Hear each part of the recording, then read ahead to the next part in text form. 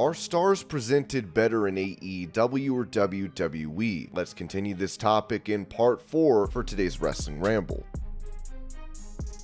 Once again, we are back going over former WWE stars that are now in AEW, and of course we went over the sole WWE star that had been in AEW and Cody Rhodes, and we talked about which company presented them better, how are they treated, etc. We're going to continue that, and starting off, we've got Andrade. For Andrade El Idolo's run in AEW, it's been a relatively short one, for obvious reasons which we will get into, but to give a quick summary, he debuts in June of 2021 on Dynamite. He's got Vicky Guerrero as his manager. That affiliation ends. Then Chavo Guerrero is now his consultant, gets into a feud with Pac. He attacks Chavo. Their partnership's done. And then he was involved in the Casino Ladder match. That's essentially the extent of his AEW run so far. He's supposed to be coming back for the Collision show. It's not known right now if he will be there for the debut of Collision or if he will come sometime after that. Nonetheless, he has been announced for that new Saturday show in AEW. And as I stated, the obvious reason why Andrade hasn't been presented much at all, let alone just presented well, is because of the backstage drama. He got into a war of words, shall we say, with Sammy Guevara online. This boiled over into the backstage area when they met up for a Dynamite taping. Andrade would be told by management, hey, if you fight this guy, we're not gonna fire you. So what does Andrade do? He goes up to Sammy Guevara and punches him. He gets sent home, and he's been at home getting a paycheck ever since. Granted, that's not a bad gig. Can you blame him for that? You got a free pass to punch someone, you're going to get paid to sit at home. Why not?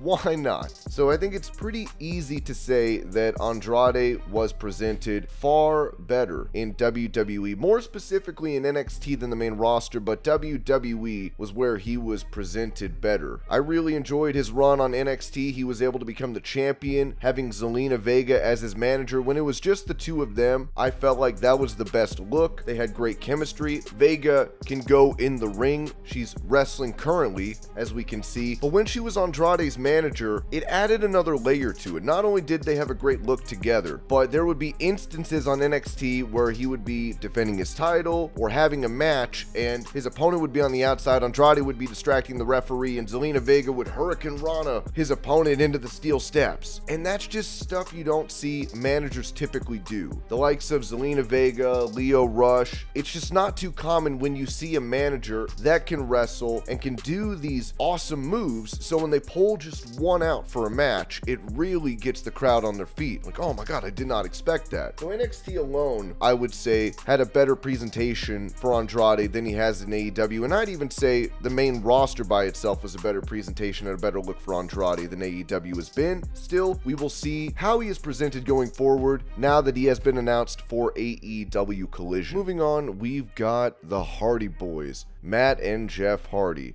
Now, Matt would make his way to AEW first, which was somewhat of a sad sight to see because when Matt Hardy arrived, it was during the empty arena events that they were doing at Daly's Place whenever the pandemic started going on. And he had that odd introduction where he was broken or woken Matt or whatever, and he was teleporting around the arena. It wasn't good. And he realized quickly, we've got to drop this. It's not going to work. I need the crowd. And he's had some involvement here and there with different groups, been a manager, had some matches. He had that one with Sammy Guevara, this one comes to my mind, where he very unfortunately got concussed and they tried to continue the match, and that was just a bad and awful sight to see. I think one thing when it comes to Matt Hardy is that WWE wasn't probably going to use him in hardly any capacity when it comes to television. They might have had him as a producer of some description backstage, maybe